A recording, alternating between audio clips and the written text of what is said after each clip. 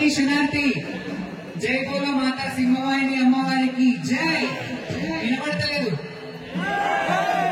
జై బోలో సింహవాహిని మాతాకి అది అట్లుండా చాలా సంతోషంగా ఉంది. ప్రతి సంవత్సరం సమర్పించినట్టే అమ్మవారికి చీర సారీ పట్టు వస్త్రాలతో పాటు అమ్మవారికి బోనం కూడా సమర్పించాను. వెండి బోనం ఆనవాయితీ ఇక్కడ నుంచి మొదలైంది నాకు. సో చాలా సంతోషంగా ఉంది. అండ్ ముఖ్యంగా ఈ రోజు మన తెలంగాణ గడ్డ మీద ఉన్న మన బండి సంజయ్ గారు త్రిశక్తి ఆలయం అందరికి చాలా మందికి తెలియదు.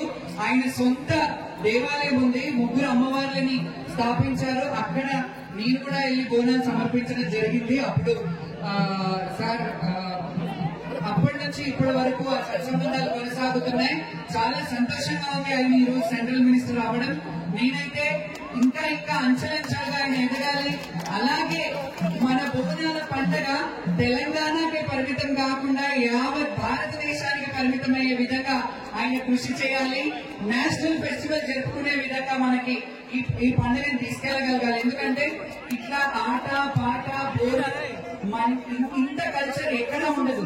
ఇది స్త్రీని పూజించే పండుగ, శక్తిని పూజించే పండుగ, అమ్మని పూజించే పండుగ. కాబట్టి ఇది మన స్టేట్ వైడ్ కాకుండా సెంట్రల్ వైడ్ కూడా ఈ ఫెస్టివల్ ని మనం సెంట్రల్ ఫెస్టివల్ గా జరుపుకునే రోజు రావాలని మిమ్మల్ని వేడుకుంటున్నాను. మీరు కూడా మీ వాయిస్ గా సెంట్రల్ లో ఇది వినిపించాలి. అండ్ ఢిల్లీలో కూడా మన ఉనికి, మన తెలంగాణ బోనాలు, మన పోతరాజు, మన తొట్టెల, మన పలారం బండ్లు ఢిల్లీ దర్వాజా ముందు కూడా, అంటే 15 ఆగస్టుకి జెండా వందనం ఎలాగైతే ఒక్కొక్క రాష్ట్రానికి ఒక్కొక్క ఉనికి ఉంటది, ఈసారి మన తెలంగాణ ఉనికి కూడా అక్కడ ఉండేలాగా చూడాలని నా రిక్వెస్ట్ సార్.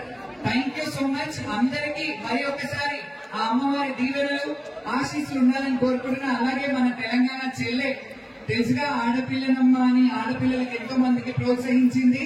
ఎంతో మందికి తన చిన్న తనం నుండి ఒక తెలంగాణ మట్టి మకరందాన్ని, ఆడపడుచుల ఉనికిని ఉండాలి ఆడపిల్లనమ్మ అని తన తల్లి కొంగు పట్టుకుని ఎలాగైతే పాడిందో ఇప్పటికీ మన తెలంగాణ పాటలు, బోనాల పాటలను పాడుతుంది.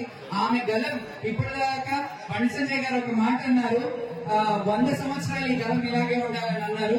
ఆ మాట నేను వైట్ పరంగా అంటున్నాను. నిజంగా తెలంగాణ కల్చర్ ఇంకా ఇంకా ఉనికిని మీ వాయిస్ నుంచి ఇంకొక పాట పాడి మనం ఫైనల్ చేస్తాం.